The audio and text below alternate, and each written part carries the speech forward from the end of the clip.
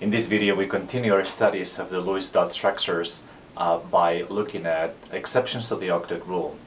Here you have a representation of a periodic table, and notice that Lewis dot structures are very good at trying to explain covalent bonding, and covalent bonding is only a form by nonmetals, which is this region of the periodic table, and those are the atoms that we have to worry about. Now, when you look at the second row of the periodic table, it turns out that carbon, nitrogen, oxygen, fluorine, and neon doesn't form any compounds, but these four atoms all satisfy the octet generally. However, boron, which is right here, actually is one of the exceptions to the octet rule. And when we look at compounds of boron in nature, they actually don't have an octet. Instead, they have sextet generally. Right? So, for example, there's a structure called boron trifluoride. Okay? And when you try to draw the Lewis dot structure of this molecule, right, you will have that there's 7 valence electrons for the fluorines, and then 3 for boron. So that is a total of 24. 3 plus 21, that is 24. Right? So we can try to draw here the Lewis dot structure, and it will be something like this. Right? Draw single bonds, and of the 24 electrons that we had, then we have only 18 remaining, and then we can place them as lone pairs right here. All right, and then that eliminates a lot of electrons. Okay, so what we actually find here is that when you think about, well, how are the octets here? You have that the fluorine atoms do have the octets, but the boron atom does not. Okay, so an idea would be, well, can you have resonance structures like this? Okay, and well, the answer is, well, in principle, yes, but the problem is that the formal charge story here would be really bad, right? Notice that fluorine would have actually a +1 formal charge because you have 2, 4, 5, 6 electrons, 1 fewer than the valence, and that is a +1. However, fluorine is the most electronegative atom in the periodic table. So a +1 formal charge is really a poor idea. So instead, actually the description of boron compounds is that they actually don't respect the octet rule.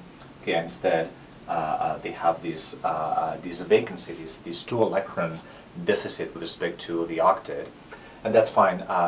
Again, that's one of the exceptions. Actually, we know that that might be the case because these compounds tend to be very reactive, right? So boron is very attracted to substances that have lone pairs. For example, this reacts very strongly with amines, for example, or nitrogen component, nitrogen-forming compounds, right? So this nitrogen has a lone pair. That reaction is really exothermic. It releases a lot of energy, really fast reaction. So again, that is an indication that yes, even though you can have that this compound is stable by itself, right? That boron is electron deficient, and it reacts very vigorously with substances that have lone pairs. Okay, so again, boron, for our purposes, is going to be an atom that can violate the octet rule, and in most general cases, you will actually have 6 electrons in the valence. All right, so that is one of the exceptions. Another exception that we're going to be looking at is what happens when you have molecules that have an odd number of electrons.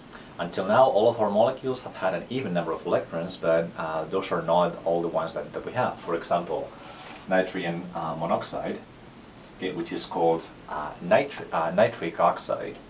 All right, this molecule has an even number of electrons, and an odd number of electrons, and you will see that there's no way that you can satisfy the octet with an odd number of electrons. All right, so let's start counting electrons here.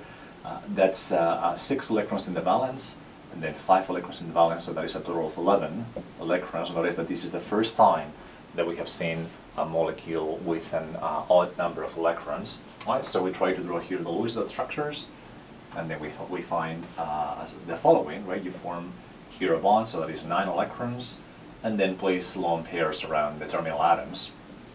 Okay, the most electronegative first. So then you have that. You have 3 electrons now remaining. Okay, we can put 2 here and then 1 there. All right, let's take a look at the octet. And well, we'll see that the oxygen has an octet, nitrogen does not. but this can be remedied by perhaps adding here